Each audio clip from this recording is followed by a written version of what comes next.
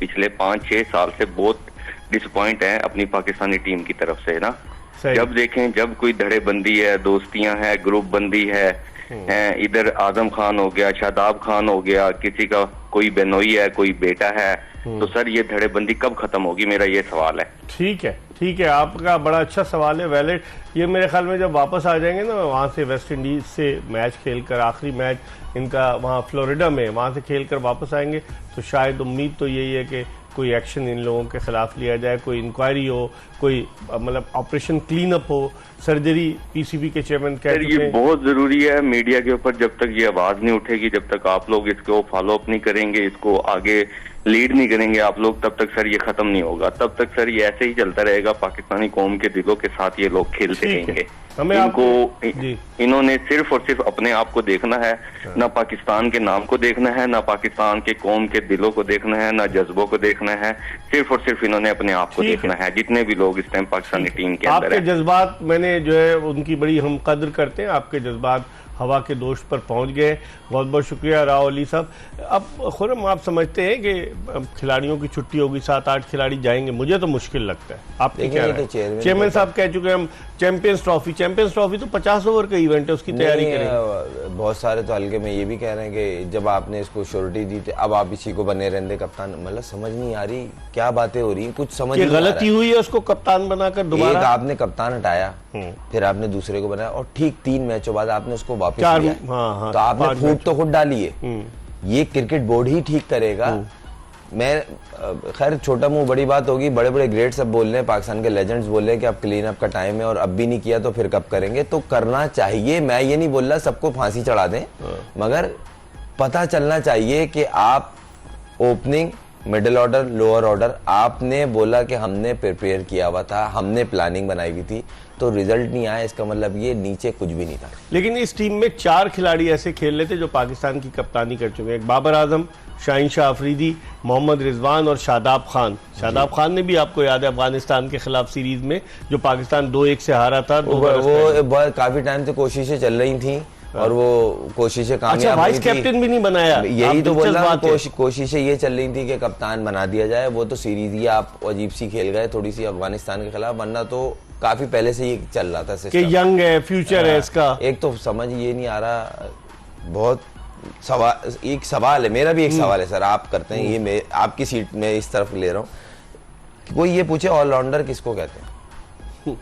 सही कह रहे हैं, ये सवाल है। ऑलराउंडर वो जो बैटिंग भी करे और बॉलिंग भी करे? नहीं सर, ऑलराउंडर कहते हैं उसको जो आपको जब विकेट पे जाए ना तो वो फिनिश करके आए, जैसे अब्दुल रज़ाक ने किया था, याद है आपको 2010 रज़ाक भाई की बहुत अनगिनत इनिंग है, उनसे ऐसे मिलाते हैं, रज़ाक मिल गया, इंजी भाई मिल गए, वसीम अकरम मिल गया, फलाना मिल गया, भाई उनकी पाकिस्तान के लिए इतनी अनगिनत परफॉर्मेंसेज हैं।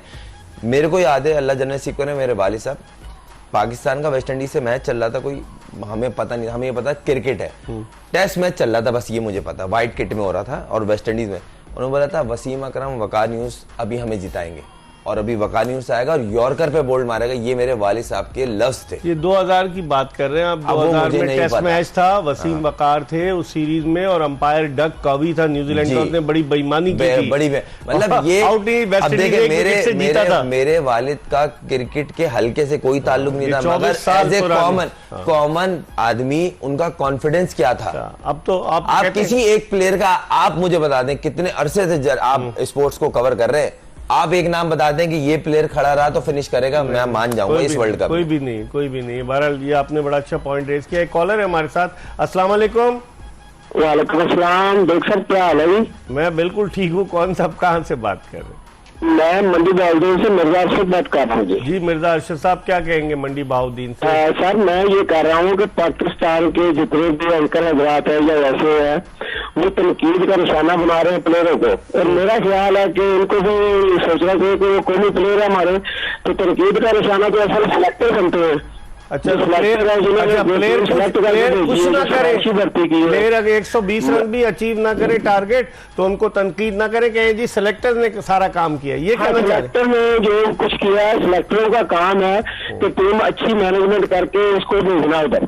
अच्छा, तो प्लेयर का क्या काम है? जिनको उन्होंने सेलेक्ट कर लिया माना, तो उनका क्या काम है ये बताइए। उनका काम है जी बिल्कुल अच्छे तरीके से खेलना। हाँ, तो क्या खेल गए अच्छे तरीके से इंडिया के खिलाफ? प्लेयर खेल सकता है, और मुझे ये समझ नहीं आती, देख सर मैं भी क्रिकेट खेलता रहा हूँ किसी जमाने में, आपको कोई सेलेक्ट करता था? क्यों करते हैं यारकर घेरने में, क्या दिक्कत है उनको? ठीक है, ठीक है, बहुत बहुत शुक्रिया, आपने मंडी बहाउद्दीन से कॉल किया। प्रोग्राम के आखिरी ब्रेक की तरफ बढ़े और ब्रेक के बाद खुर्रम मंजूर के साथ दोबारा आपको ज्वाइन।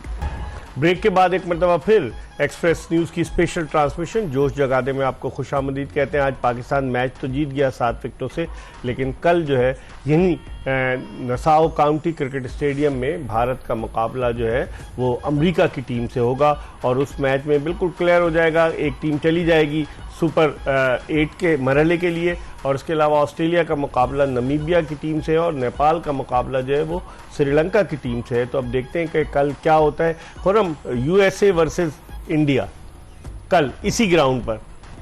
एज ए एनालिस्ट अगर बात करूं तो मेल नहीं है फिलहाल, क्योंकि इंडिया बहुत कॉम्पैक्ट टीम है। हाँ। और अगर हम बीइंग पाकिस्तानी बात करें, कोई भी टीम जीते ना, वो वन साइडेड मैच जीते तो पाकिस्तान को एडवांटेज हो सकता है, वरना मुकाबला करके अगर जब आप वन साइडेड अगर आप जीतते ना, तो जो सामने टीम हारती है उसका नेट रन रेट नीचे जाएगा। हमें नेट रन रेट की जरूरत है। तो कल हमें अमेरिका और भारत के मैच पर नजर रखनी होगी, तो रखनी पड़ेगी।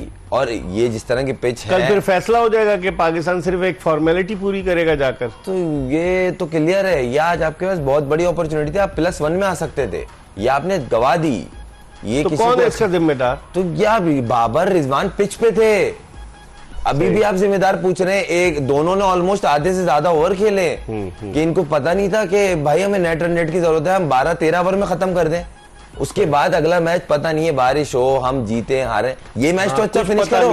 एक point अगर ये मैच तो आप अच्छा फिनिश करते ताकि कल उनपे प्रेशर पड़ता। आपने नॉर्मल मैच फिनिश किया है 2.5 ओवर पहले। सही कह रहे हो, परेशान है, 8 रन चाहिए, सिंगल हो रहे हैं। अबे भाई और मारो। भी खुशी का इजहार कर रहे थे आज हम लोग। तो मैं हैरान हूँ, मतलब अभी भी अगर फिर खैर छोड़े सर, मैं ज्यादा।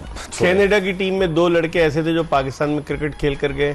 उनके कप्तान साद बिन जफर जो गुजरावाला से ताल्लुक रखते, और सना कलीम सना, वो भी फास्ट बॉलर थे, बाबर आजम वगैरह के साथ अंडर 19 लेवल पर खेले वो। तो 2 लड़के पाकिस्तानी, बाकी ज्यादातर इंडियंस थे।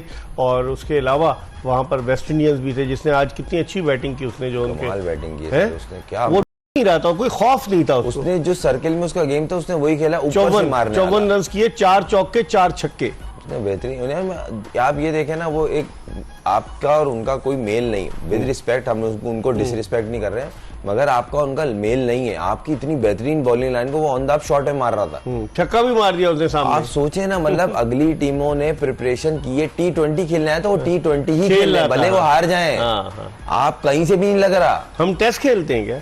जिनका इंटेंट था उनको भी सिंगल पे लगा दिया। हम टेस्ट खेलते हैं या T20 खेलते हैं? ये मेरा भी सवाल है, क्या है? आप बताएं ना मुझे। मैं नहीं है, मैं तो बैट्समैन नहीं हूँ। मैं तो बोल रहा हूँ सर, न्यूजीलैंड वाली सीरीज से हमें तो यही नहीं पता हमारी वे क्या है। ठीक है, क्रिकेट की वे आपको पता चल रही थी। होम सीरीज होती है, आप अपनी मर्जी की पिच बनाओ और उस पर क्रिकेट खेलो। यहाँ हमने शीशा बनाया है, तुम भी 200 करो, हम भी 200 करेंगे। चले इस पर कल डिस्कस करेंगे। इसके साथ ही एक्सप्रेस न्यूज की स्पेशल ट्रांसमिशन जोश जगादे की एपिसोड अपने इख्तिताम को पहुंची। इंशाल्लाह अगर जिंदगी ने वफा की तो कल फिर आपकी खिदमत में हाजिर होंगे। मिर्जा इकबाल बेग, खुर्रम मंजूर और एक्सप्रेस न्यूज की पूरी प्रोडक्शन टीम को इजाजत दीजिए। अल्लाह हाफिज।